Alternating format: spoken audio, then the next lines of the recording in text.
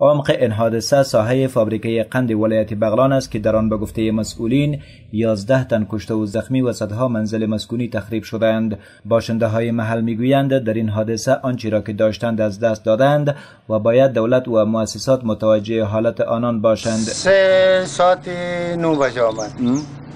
کلی مردم نان خورده بود، در خفتن نزدیک بود که اینمی سیل آمد، اینمی تو مردم سرگردان پریشان شد.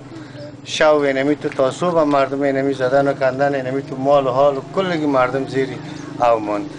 مواد غذایی نمانده، کلی گفتم که زیر ایوان شد، زیر دیوار شده، هیچ چیز نمانده. منتها اینمی یک ضرورت کمک اولیه شود برای مردم نان بیا، یک نان پخته برشان بیا که اینمی اورادا سیاسرا چه شود که قرار که اینمی مردم دیگه که نان شب نخورده، چای صبح نخورده، یک کمی تسلی دل از این مردم شود. این مردم دیگه غذا از طرف چاش برشان بیا که مردم آشای باته شود. موضوع خفتن آمد دیگه، وقت نان خوردن بود.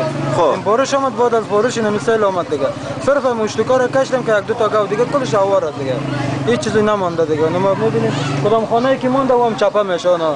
آنها میگویند لغزش کوه بر یک نهر آب که منجر به جاری شدن آب نهر بالای قریه شد بر شدت سیلاب افزود و بیشتر انحصارات هم ناشی از همین گردش آب نهر بالای قریه به وجود آمده است. آنها از تخریب این نهر که سبب قطع شدن آب 120,000 جریب زمین زراعتیشان شده است نیز شکایت دارند.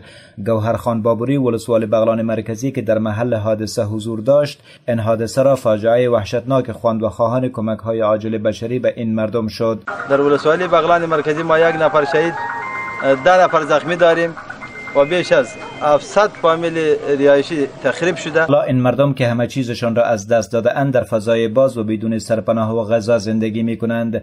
ضیاءالدین کریمی یکی از مسئولین ریاست مبارزه با حوادث ولایت بغلان به رادیو آزادی گفت تلاش های جدی در جریان است تا به زودی کمک های عاجل بشری به این مردم صورت بگیرد. داماد ما فعلا ما موضوع را با مراجع زیربط که البته مقام ولایت رئیس کمیسیون ولایتی مبارزه با حوادث می باشد که موضوع را مطرح میکنیم، مرکز راپور دادیم.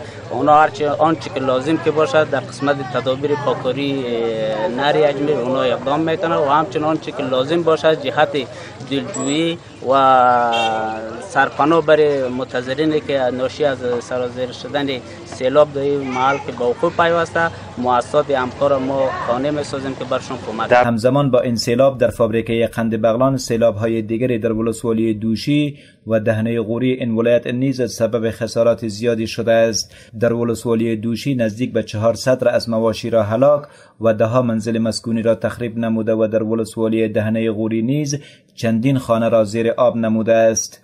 بشیر احمد غزالی، رادیوی آزادی، ولایت بغلان.